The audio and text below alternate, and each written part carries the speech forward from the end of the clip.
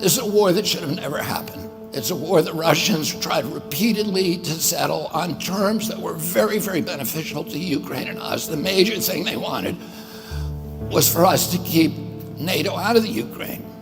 The big military contractors want to add new countries to NATO all the time. Why?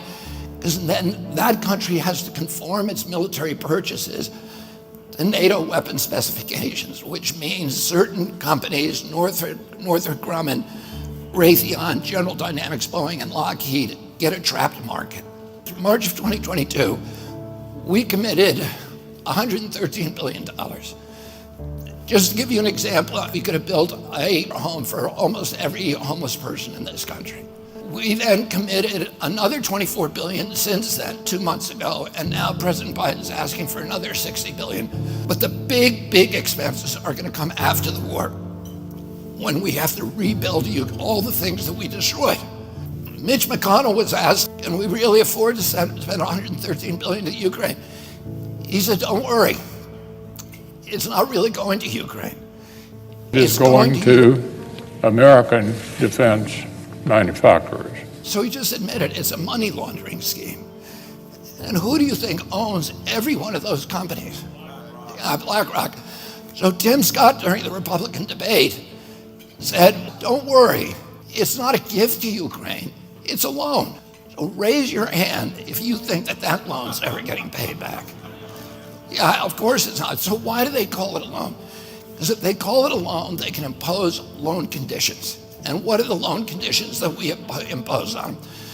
Number one, an extreme austerity program, so that if you're poor in Ukraine, you're going to be poor forever.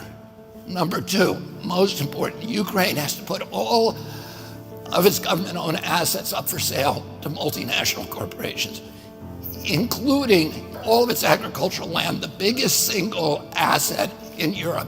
In Ukraine, there's been 1,000 years of war fought over that land. It's the richest farmland in the world. It's the breadbasket of Europe. 500,000 kids almost, Ukrainian kids, have died to keep that land as part of Ukraine. They almost certainly didn't know about this loan condition.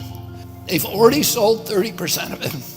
The buyers were DuPont, Cargill, and Monsanto. Who do you think owns all of those companies?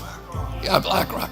And then in December, President Biden gave out the contract to rebuild Ukraine. And who do you think got that contract? BlackRock. So they're doing this right in front of us.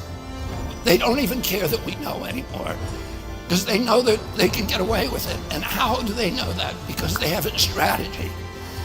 And that strategy is an old strategy, which is they keep us at war with each other. They keep us hating on each other. They keep the Republicans and Democrats fighting each other, and black against white, and all these divisions that they sow.